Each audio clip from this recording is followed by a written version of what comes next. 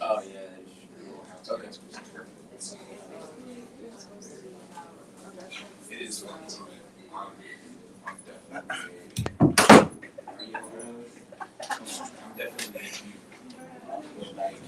Hey everyone. Hello. What's going on, Sankofa? How you doing? Hey. I'm Christina Joy. I'm the events coordinator here at Sankofa. We are located at 2714 Georgia Avenue Northwest, directly across the street from Howard University, HU. You know? Thank you. And today I'm here with Olayinka Ladeji and Suchai on their book, I Am a Vegetarian. I am a vegetarian. So can you guys start, well, one, introduce yourselves, and how are you doing today? I'm doing wonderful, very blessed, thank you. I'm doing good. Good. So can you guys tell me, ladies, tell me about your lovely book about vegetarianism? Yes, so this book was a labor of love. I wrote it a few years ago, and at the time, as you can see, Suchai was quite a bit younger, and it was at the time I used to read to her a lot, and I found that there was quite an absence of books reflecting her life experience. She was raised as a vegetarian, and there were no books about that, and there are few and far between books on African Americans or African people in general. And so I took on this labor of love and put it together, and it just was something I wanted her to be able to identify with and that I could share with her as well. So do you want to say anything about your experience of being on the front cover of the book? I didn't know I was there. So when you made the book, what was the response that you initially got from your network, family members? Family members was very positive, and with the audience in general, a lot of people found that they also had the same experience. They couldn't find very many books reflecting a plant-based diet or even that kind of lifestyle. That at the time, we've gone through the 70s, the 80s, the 90s, and so, arriving at that period of time where things were just, health food was just being introduced in the regular market, in the regular grocery stores and things like that. And so it was a nice reception that we got. It was a nice reception we got from our audience at the time. Nice. Because this is the type of book that you would find in a classroom. It's a nonfiction book. It's about that. It literally just goes through different vegetarian meals that you can have, and it's very cute.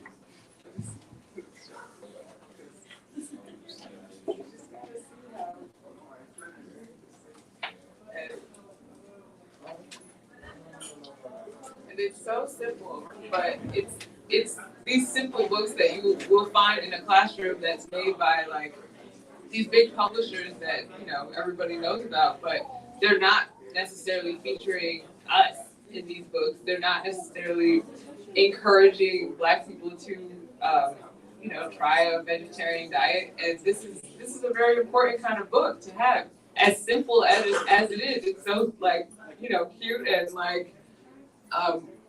for a young kid, it's a way to introduce vegetarianism. Yes, and you can't underestimate the impact for a young child growing up and not seeing much out there reflecting their life experience.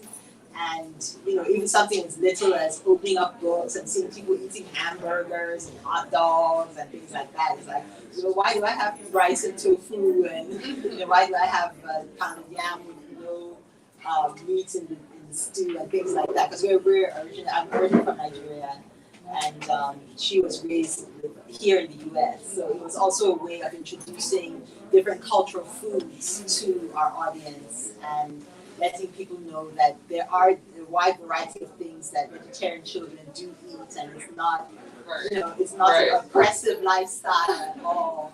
Or would you say it's oppressive? Would you say it's hard to be a vegetarian? No. What is your experience like being a vegetarian growing up and like going to school? I always thought it was normal and never got weird. Did any of your friends like ever push back on that?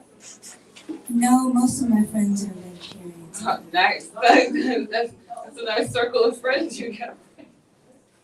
But I know for me, when I was growing up, I wasn't necessarily vegetarian, but my dad was very health conscious, so like I would have very healthy lunches, and my peers would be like, "What are you eating?" And so it's definitely something I would have liked to see in this book as a kid, you know, and not necessarily felt like, oh, okay, so you know, we do eat healthy, or like it's normal to eat healthy. Like it's kind of like our culture makes it seem like it's so not normal to eat healthy because it seems like it's so inaccessible to eat healthy or to eat a vegetarian diet, you know, like it's a very viable option. And people, what are the common myths that people think about vegetarian diets?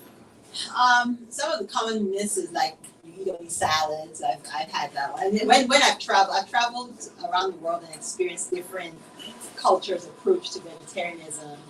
And I know some of my worst experiences were actually in Europe, where you go to restaurants and you ask and say, "Oh, do you have anything vegetarian on the menu?" And they're all smiles, "Yes, we do."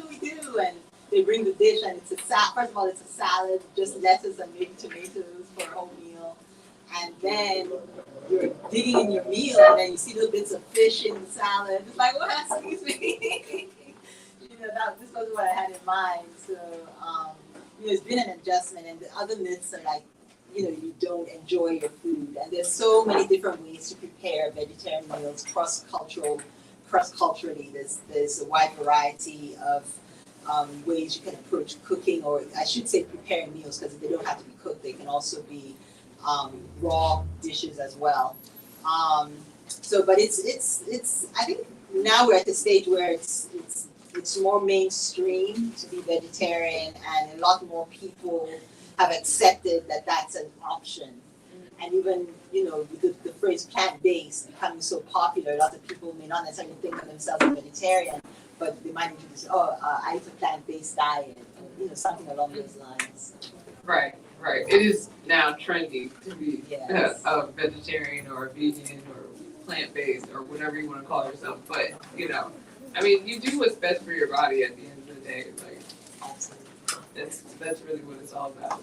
And before you read, would you like to read the book? Sure. I have my little assistant here with me to assist with the process. Okay. The book is called I'm a Vegetarian by Olayinka Ladeji, assisted by Suchai Ma'ad, Ladeji Williams. I am a vegetarian. Yes, I am. I eat a natural diet. Yes, I do.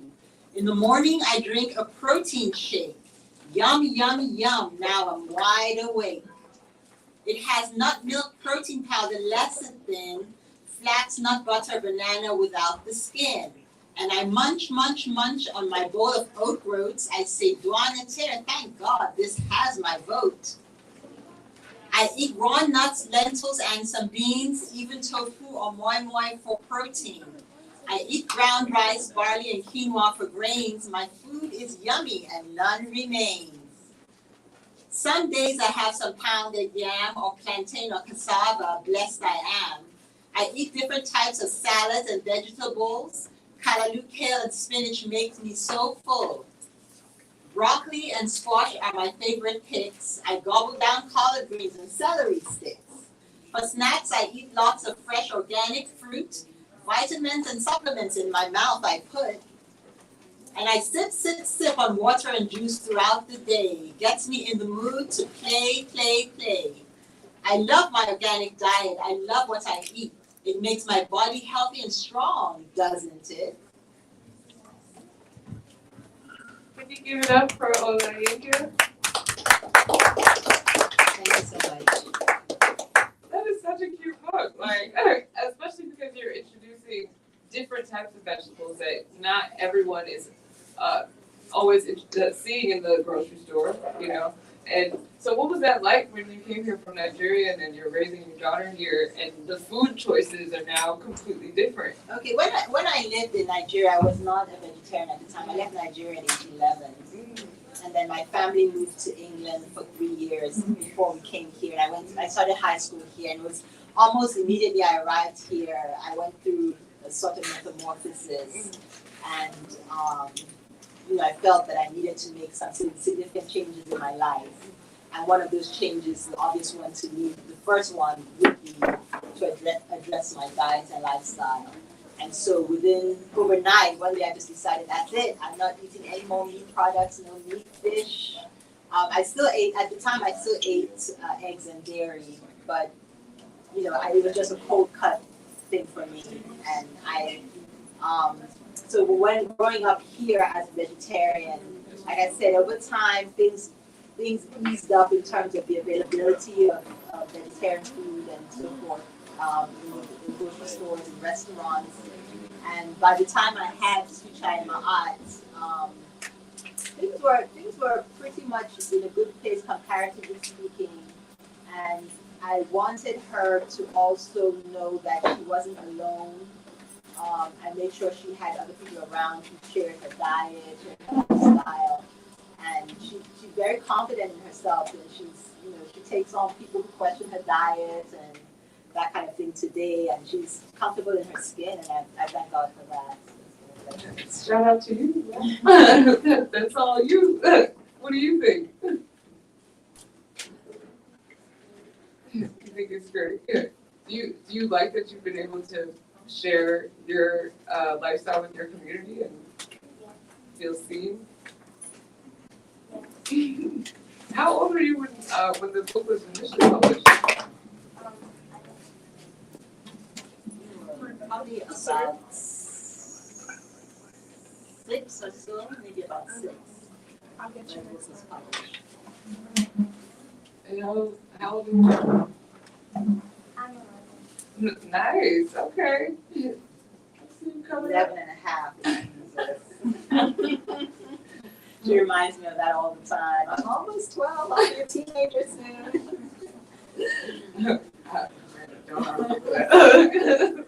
But I see you're coming up. You looking like Mom today. I see you.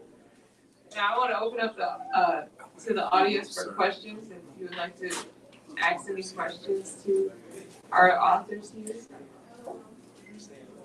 about vegetarianism, or maybe about how did you write the book, or Okay, so my process for writing the book, I made the decision on the concept of the book initially, and slowly but surely the title came, and then I just sat down one day and wrote the content. I had an image in my mind of what I wanted to say in the book, and so I had to make sure that I made it feel something that children would relate to and find interest in.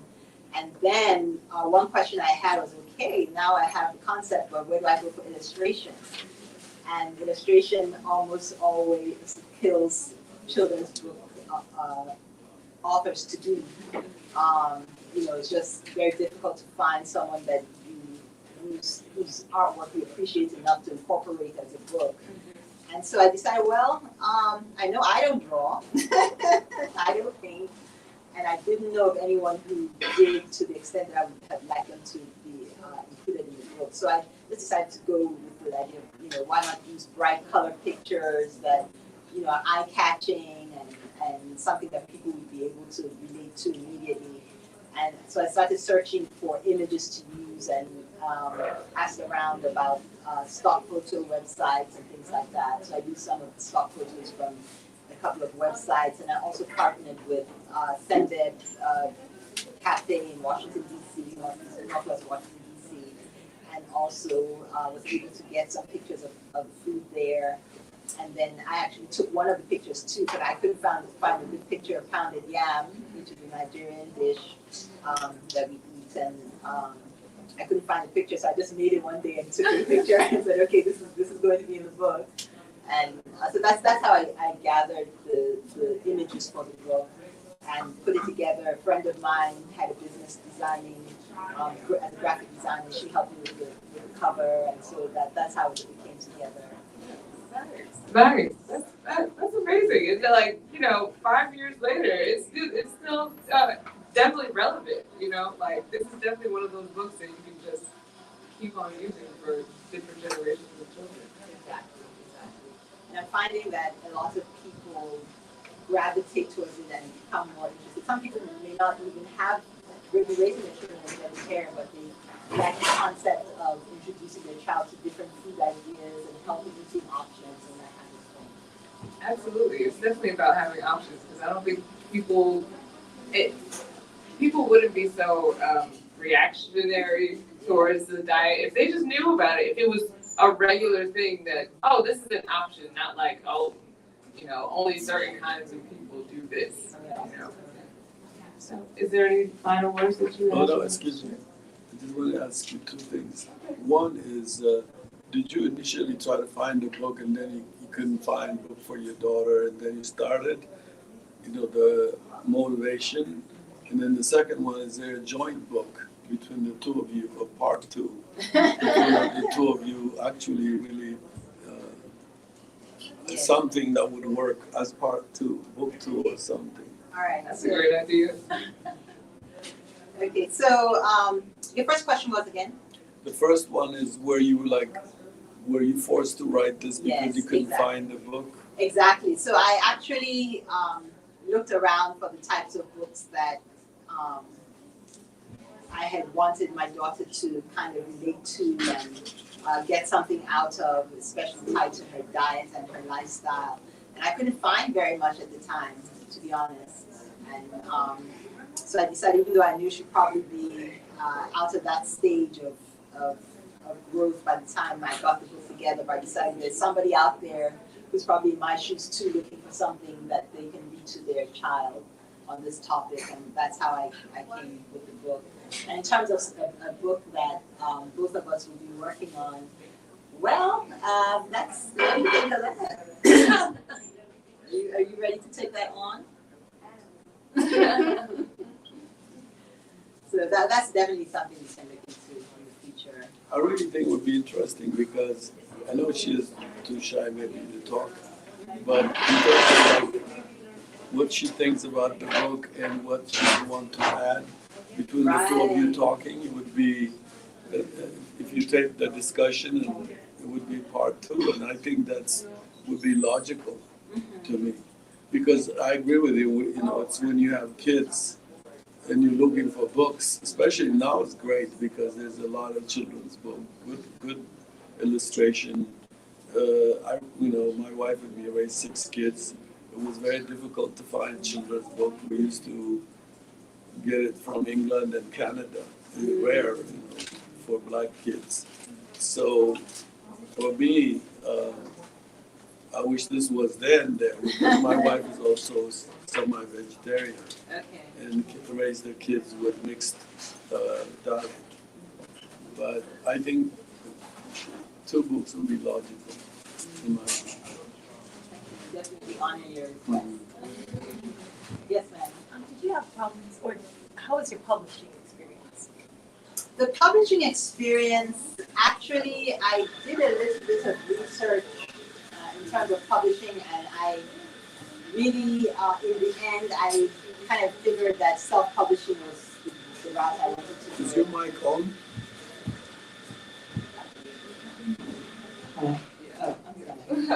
Yes, I decided that self-publishing was the way I wanted to go.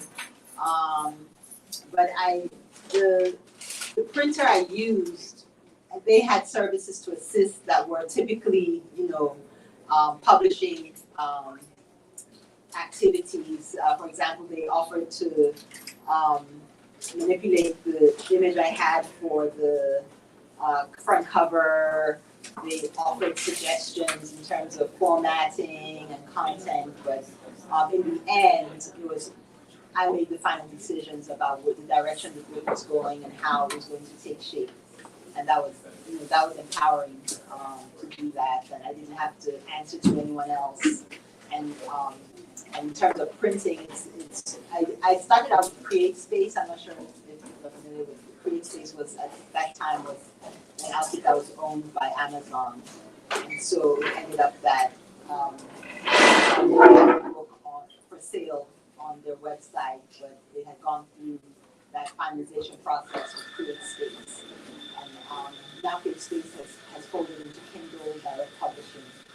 And so I'm not too sure. I'm actually assisting my fiancé with a book that he wrote, and I've been his editor, and I'm going through the process again. So it'll be interesting to see how the whole process works out again for self-publication. So now in this day and time, I could cut for that book. It's called 36 Virtues, and hopefully Is that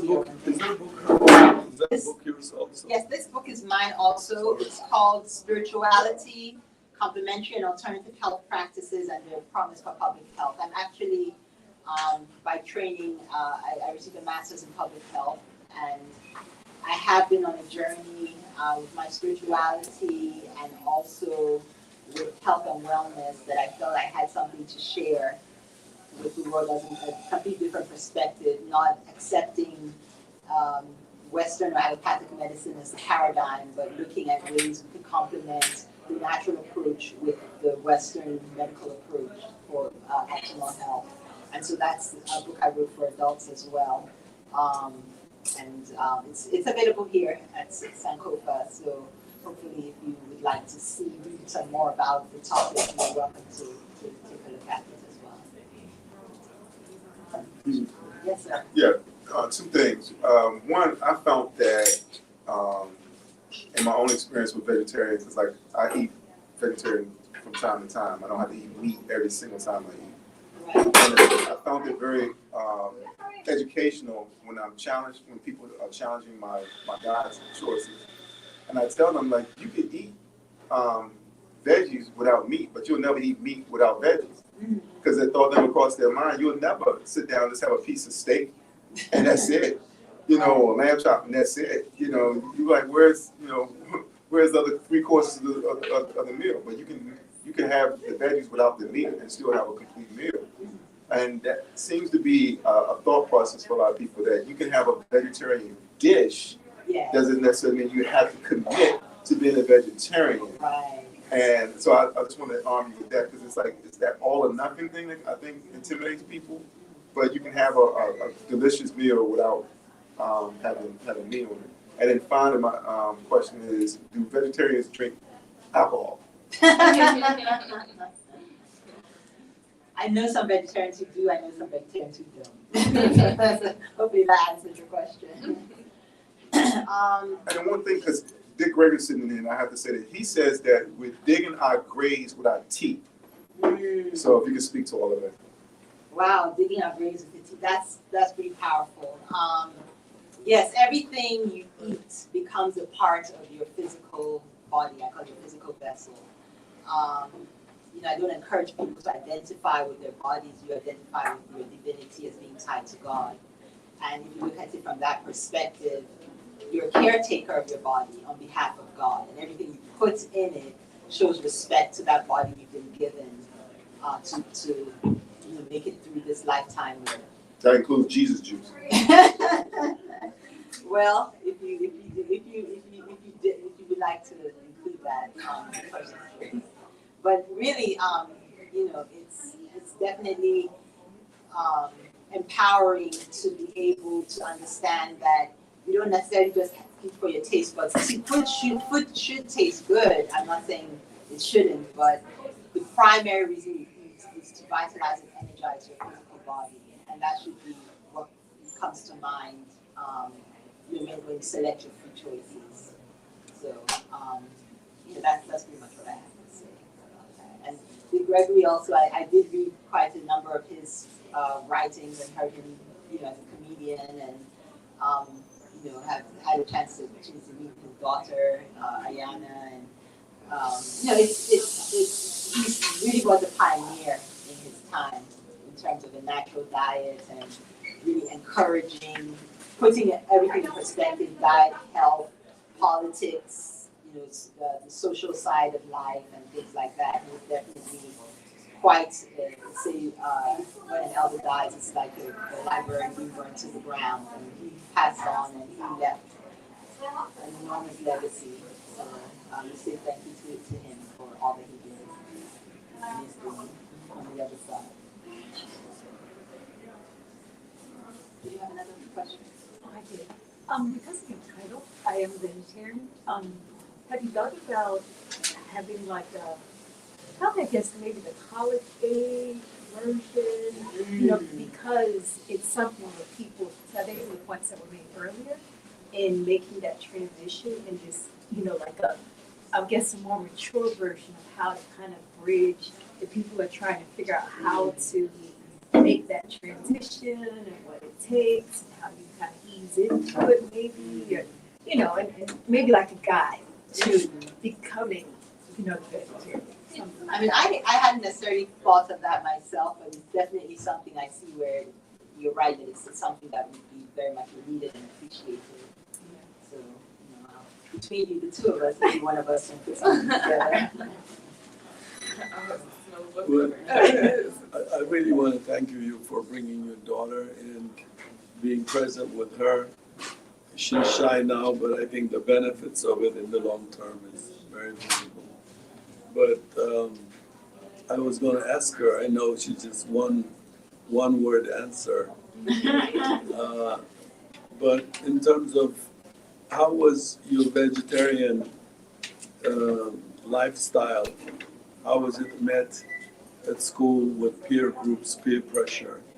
How did you navigate sometimes?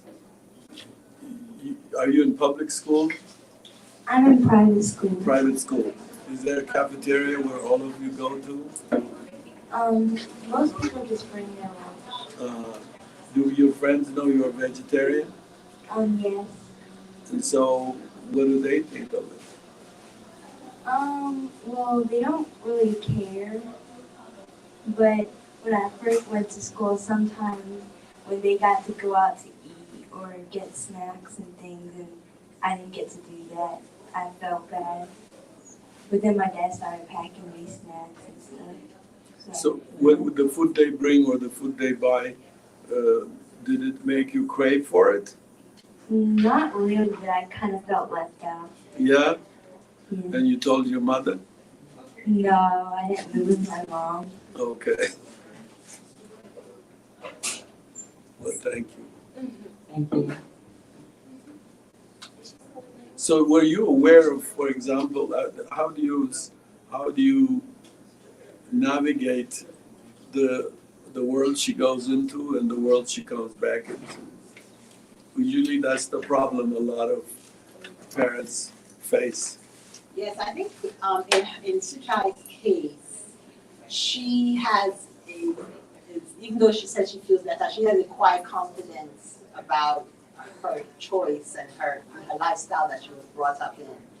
And I know, from comments she makes to me at home, she doesn't see herself being any other way in terms of, adopting a youth-based lifestyle down the line.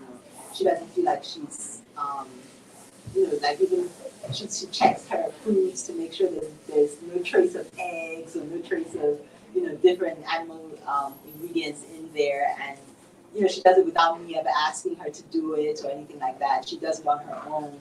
And she even challenges other people, like, why are you eating this bread if it has eggs in, and you said you're a vegetarian? Don't you feel for the animals that lost their eggs? She makes comments like that. And, I realize it can be very challenging, for example, when we're even at family events, we're the only vegetarians in the family currently, and having family events where the other children might be eating cake and ice cream, and if there wasn't a vegan option for her there at the time, then she feels like she wants some dessert or something like that. So I learned to always try and make the vegan options available when she was at those types of events and gatherings, that while everyone else they might cut a cake and eating a cake, but then she has like a slice of cake that's vegan that she can eat, at that event while everyone else is eating the Have you ever taken her to Nigeria? Good thing you asked that question. We just came back from Nigeria a few days So ago. that's Her first visit. Yeah, that's a whole lot of meat there. Yes, that it's definitely very very meat centric, to put it in that way. But we did find and have access to a nice vegan restaurant that had two locations. It's called Veggie Victory in Lagos, and one is in Ikoyi, one is in Landmark Beach, a new venue by the beach. And so she was in love with that place. Oh my goodness. We sat down to get some food. She'd eat her food, eat my fiance's food, and and then go and ask for more at the end to take home.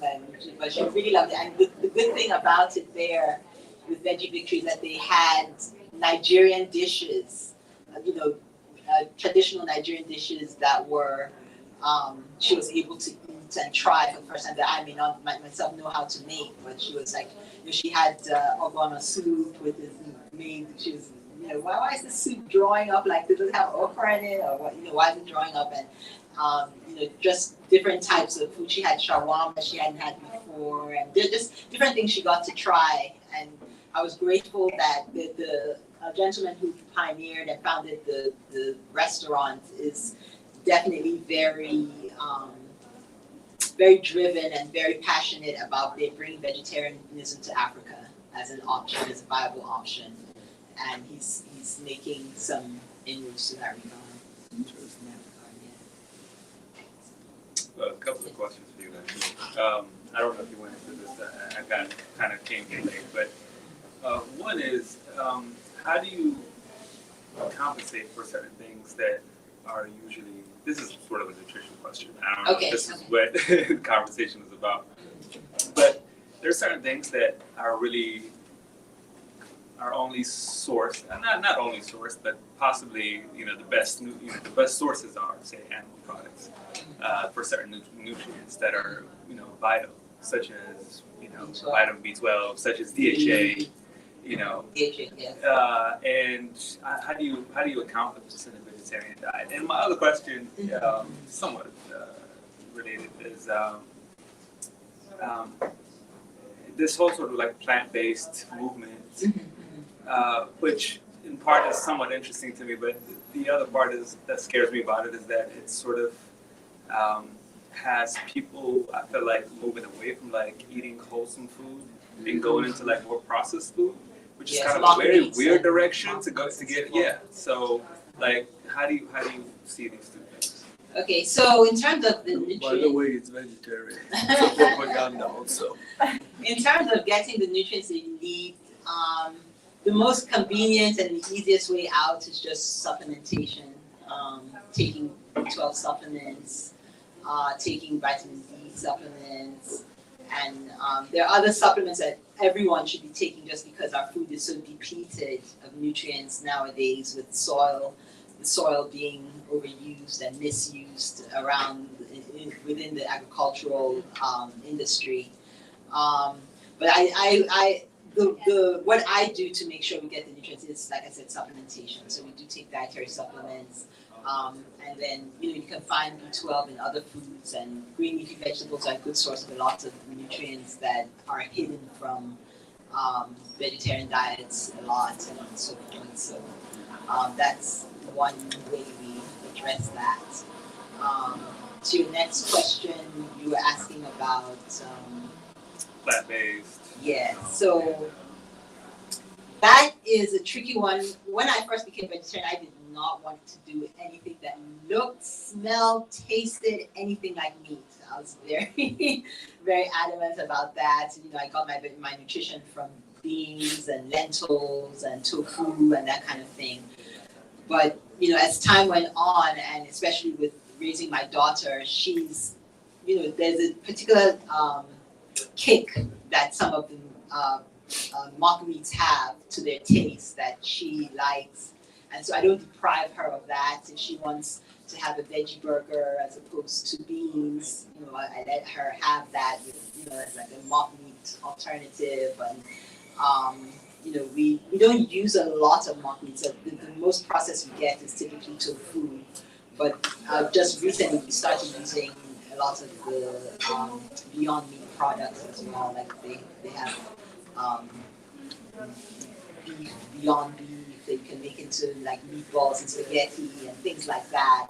And she that's kind of like a fun food for her. It's like having meatballs with the spaghetti and vegan meatballs. That's one of my meatballs. But and I do use those mock meats, but historically I wasn't really gravitating to it. And even myself, I don't eat a whole lot of them at this point.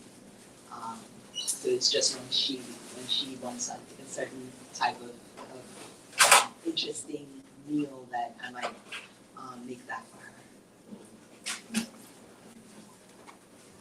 Any other questions?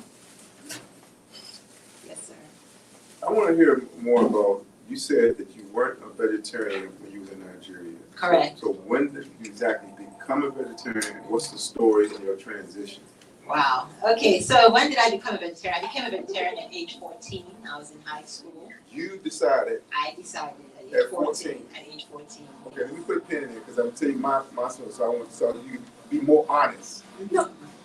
I told my father when I was 18, 19 that I wasn't going to eat pork anymore. This man took it upon himself to put pork in everything. Okay? Even if it was fish, he could be frying fish. He would use the same grease he fried pork chops in to cook the fish, you know. But I thank him now because it built my resolve. Like if I said I'm going to do something, I'm going to do it no matter what. So I was wondering if you had, what was your transition? Yeah, I'm thankful that my family was receptive at the time. You know, 14 years old can be young for a child, especially a child who doesn't make her own meals. You know, my mother was very gracious, and she would make, meals for the rest of the family, and then do something special for me in the kitchen with my meals. So I was very thankful that I had that level of support. At the time, I was living with my grandparents, and my grandmother was highly upset. You know, why is it that you came to the U.S. and then decided to give up meat? And she didn't take it too well. And different people had their different responses. But overall, I think I was given the leeway. My parents, quite honestly, I think they felt that it was just a fad that'll be over in like a week or two. But why did you? Why did I? Okay, so.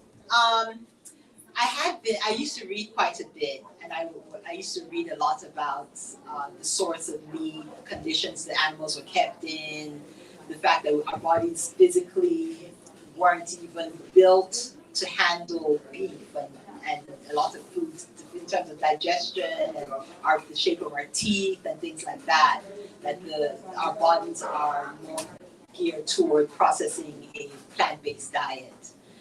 And so in high school, when I first came to the U.S., I was going through a hard time. I didn't have many friends, and I didn't, there was a lot that was different from what I was used to.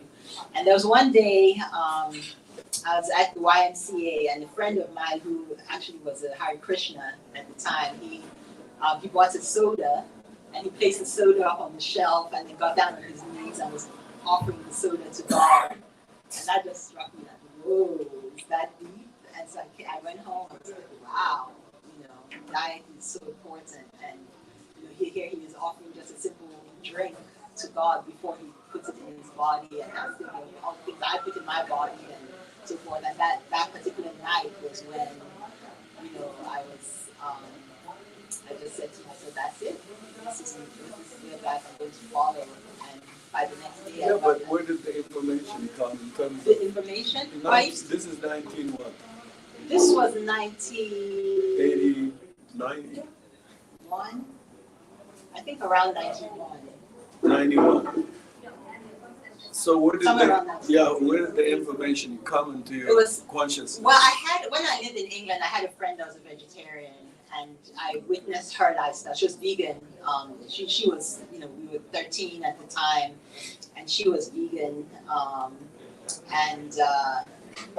When I came here, although I always thought, oh, that's her thing, that's fine. She loves animals and she wants to be vegetarian, that's fine and good, do your thing. But when I came to the US and started reading more about the vegetarian lifestyle and the origin of meat, dishes and things like that, and the conditions the animals were kept in, and all of that influenced my decision making. And so I decided to make the switch. Did you ever? I'm sorry. Did you ever see in the footage of like slaughterhouses or anything like that? Because I did, and I was vegetarian for like a summer. I didn't see, at the time I made the decision, I didn't see any videos, but I do have a vivid image in my mind of when I was probably Suchai's age or younger.